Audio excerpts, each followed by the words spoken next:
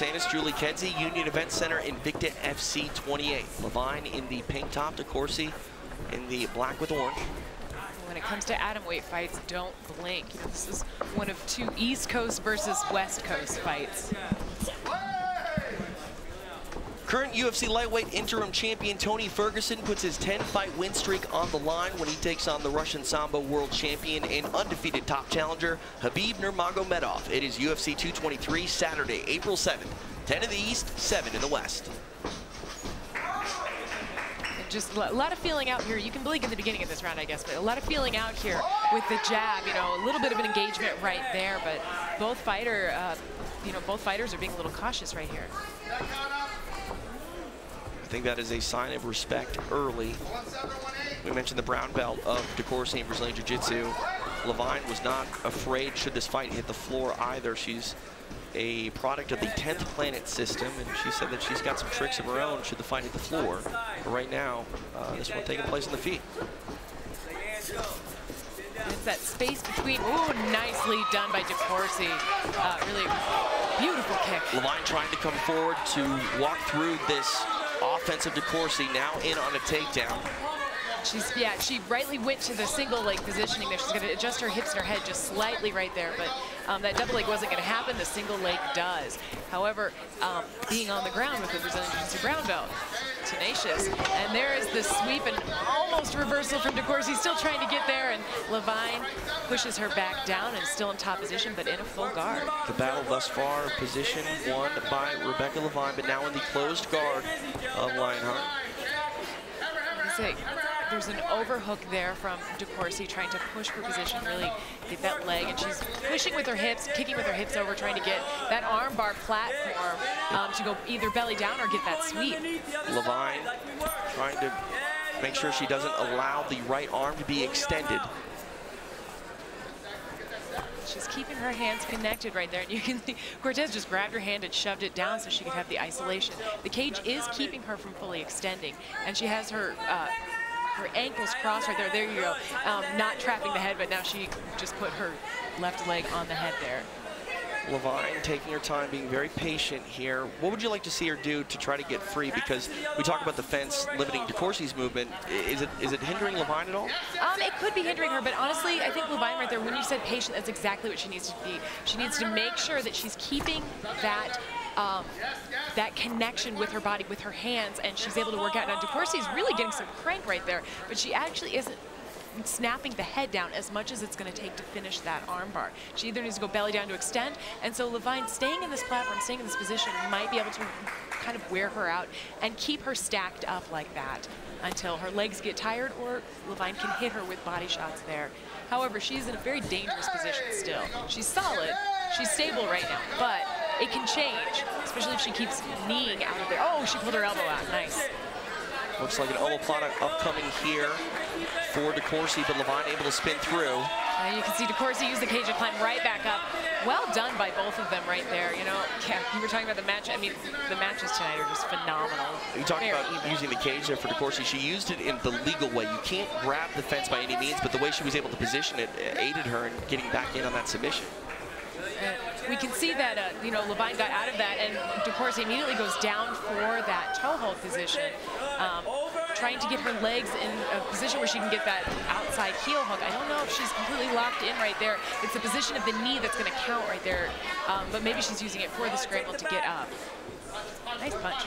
I just like when they do that. There's a couple victories in that submission attempt. If you don't get the submission, you can utilize it to get position. And right now, an entanglement of the legs here by these ladies. This does not look fun. No, and I think most of the pressure right there happens actually on the ankle, but also the knee. When you get the knee torqued around like that, it cannot be that comfortable.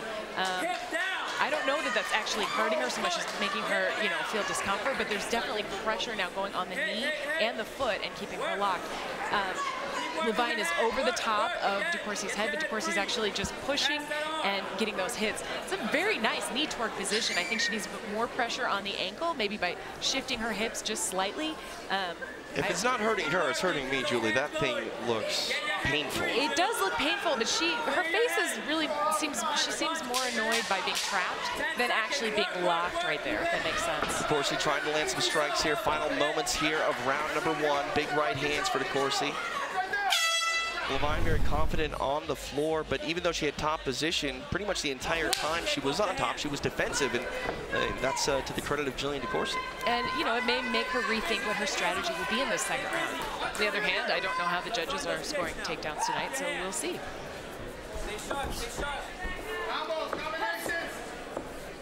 The corner of Levine calling out for some combinations, but it's DeCoursey that lands a nice 1-2. Yeah, that was really nice, just targeted right down the middle.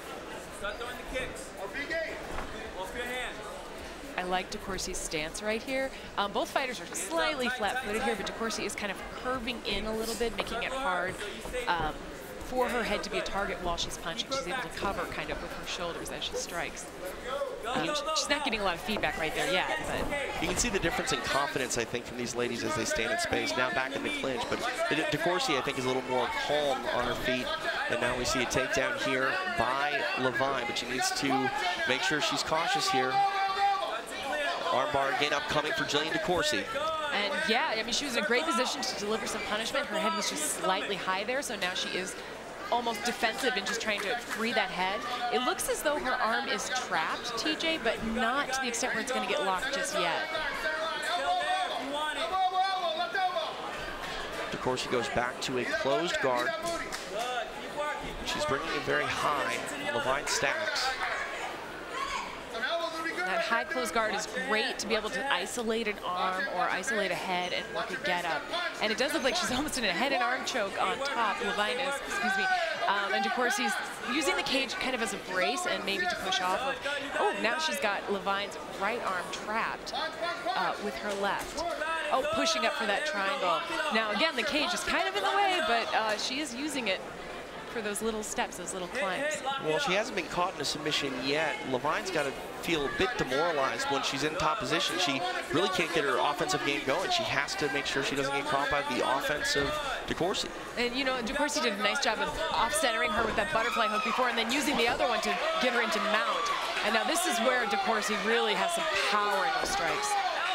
Heavy in the mount is DeCoursey. Some left elbows getting through. Levine trying to move.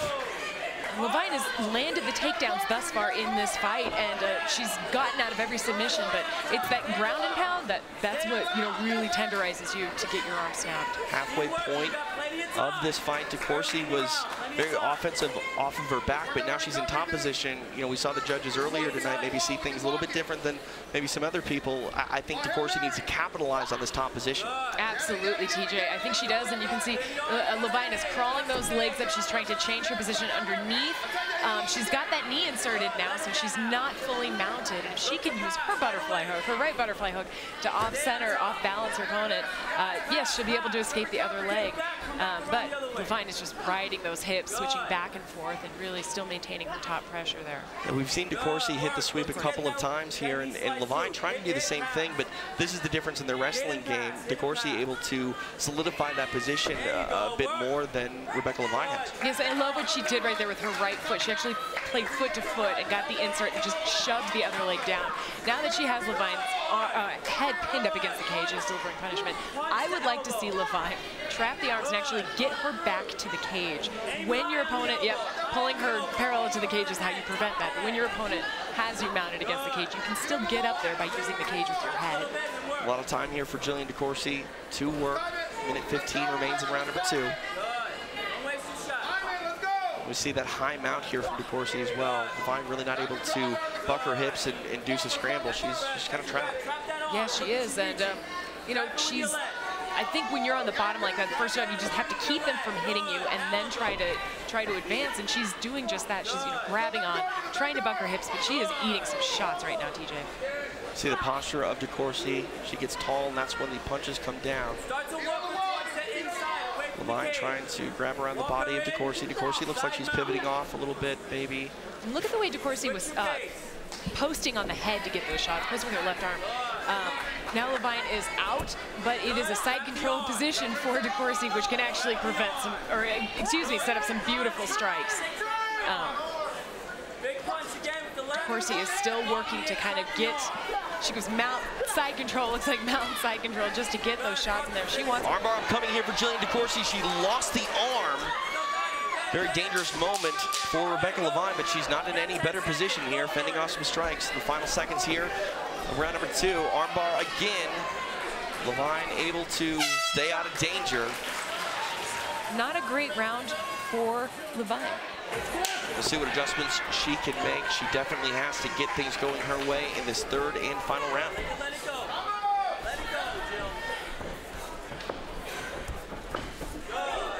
You know, you can see, though, after she gets hit like this, she still plugs right forward. She is very, very much in this fight and wanting to finish DeCoursey. She's very aggressive, and I'm sure her corner was honest with her heading into this 3rd and final round. If she's going to get a victory, it may need to come by way of stoppage. But again, DeCoursey spent a lot of time on her back in the 1st round, so even though she controlled the pace of that round, the judges might not necessarily give it to her. Yeah, I guess it just depends on if these judges score submission attempts the way they would judge forward pressure. Levine throws an overhand right that just misses. Kick to the lead leg of Levine by DeCoursey. You can see the reach advantage that DeCoursey has right here. Levine is getting tagged at some of those punches. She's continuing to, push forward and pressure DeCoursey. But, ooh, nice kick.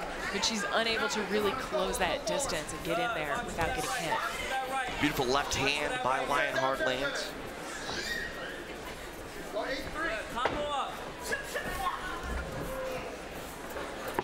Credit to Levine, still pressing forward. While she may be frustrated, she's not stopping at all fighting.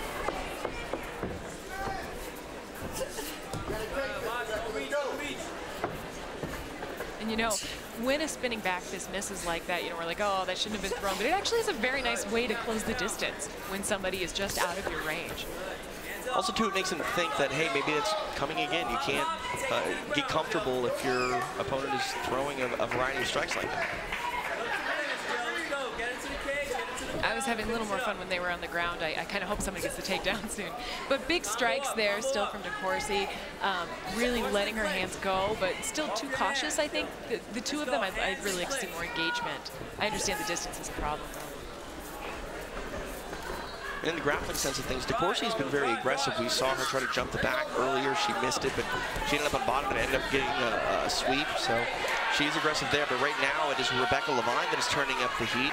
Now pushed up against the fence. Yes, and that's exactly what she needed, was the kind of catch of the kick in order to really pull in and rush forward without worrying about getting a based kind of response punch. She's pushing against the fence now, but DeCoursey has that underhook, and she's able to create space. I think double underhooks, if I'm not mistaken.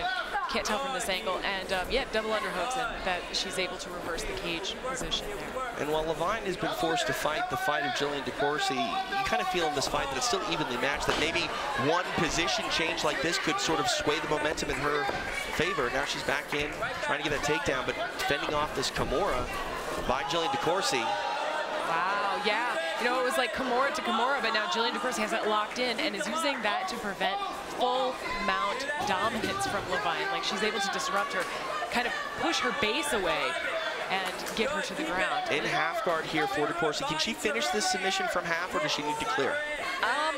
Well, I think she's going to be working to clearing it, but now that Levine's left arm is out from underneath, I don't think she's going to really have the leverage to be able to do that. Plus the legs, they're kicking with the legs down there. But I actually think she may have hurt Levine's arm a little bit, or put some pressure, made her worried. Because the expression on Levine's face when they hit the ground was not super thrilled. Like, she looked like she was trapped again.